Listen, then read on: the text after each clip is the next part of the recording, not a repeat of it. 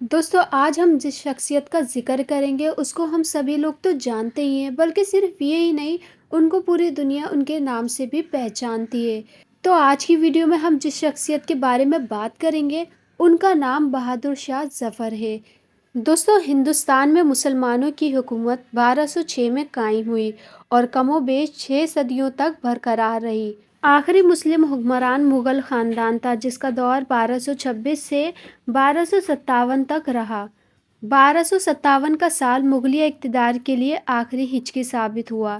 اس آخری مغل بادشاہ محمد شاہ ظفر ثانی کو تخت دہلی سے مظلوم کر دیا گیا اور برِ صغیر پر 7 سمندر پار سے آئی ہوئی انگریز قوم مکمل طور پر حکمران بن گئی۔ ابو المظفر سراج الدین محمد شاہ غازی خاندان مغلیہ کے آخری بادشاہ اور اکبر شاہ ثانی کے دوسرے بیٹے تھے اور ان کی ماں کا تعلق راجپوت خاندان سے تھا جن کا نام لال بائی تھا۔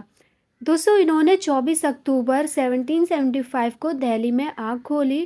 اس کے بعد بہادر شاہ ظفر 1837 میں تخت نشین ہوئے، لیکن ان کے دور تک تقریباً پورا Hindustan British East India company کے زیر تسلط آ چکا تھا۔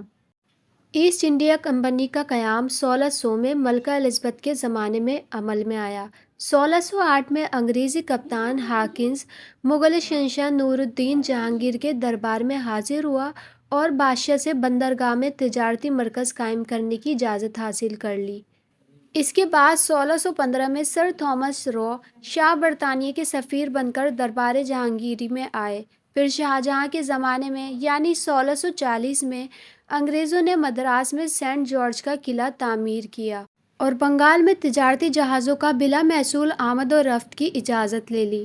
اورنگزیب عالمگیر کے زمانے تک ایسٹ انڈیا کمپنی برابر ترقی کرتی رہی۔ یہی وہ زمانہ تھا جب مغلوں کی مرکزی سلطنت کی کمزوری کی وجہ سے برِ صغیر میں بدنامی بڑی سرحد سے پھیلنے لگی تھی۔ اورنگزیب عالمگیر کے پیشرو حکمرانوں نے حد سے بڑھی ہوئی رواداری پر مبنی جس پالیسی کو اپنایا، اس کے سبب بنگال میں انگریزوں کو بڑی قوت حاصل ہو گئی، جس کا نتیجہ یہ نکلا کہ وہ وسیع و عریض خطۂ زمین جس پر مسلمان صدیوں سے حکومت کرتے آ رہے تھے، انگریزوں کے قبضے میں چلا گیا۔ انہوں نے اپنی طاقت کو اس قدر بڑھا لیا تھا کہ اب اورنگزیب عالمگیر جیسے طاقتور بادشاہ کو یہ آنکھیں بھی دکھانے لگے تھے۔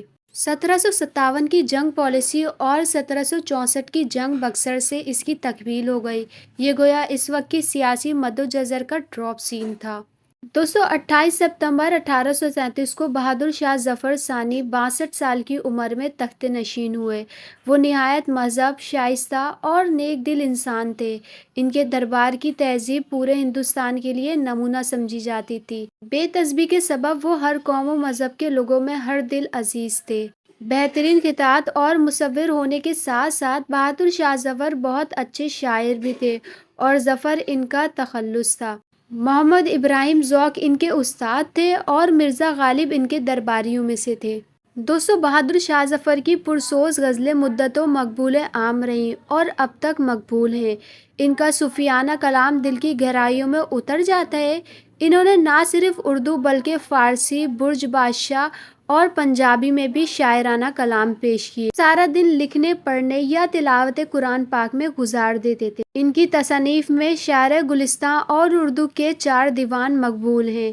دوستو 1857 میں ایسٹ انڈیا کمپنی کا گورنر جنرل لارڈ چارلس تھا جس نے بے بس و مجبور مغل بادشاہ کو یہ اطلاع دی تھی کہ اب شہنشاہ ہند کا خطاب فقط ان کی ذات تک ہے۔ ان کا جانشین اس خطاب سے محروم رہے گا اور دہلی کے قلعے میں آئندہ انگریزوں کی فوج رہے گی۔ تمام بادشاہ کو مقررہ وظیفہ دیا جاتا رہے گا۔ دوستو پھر انہی حالات کے نتیجے میں بالآخر 1857 میں جنگ آزادی کا آغاز ہوا جسے انگریزوں نے غدار یعنی میوٹینی کا نام دیا۔ پھر دوستو بالآخر 11 مئی 1857 کو میرات کی ہندوستانی فوج نے انگریزوں کی غلامی سے نجات حاصل کرنے کے لیے علم آزادی بلند کیا۔ وہاں انگریز کو شکست دینے کے بعد وہ دہلی آئے۔ پھر اس کے بعد بہادر شاہ ظفر کے نام پر 21 توپوں کی سلامی دی گئی اور میرات کا تمام احوال انہیں سنایا گیا۔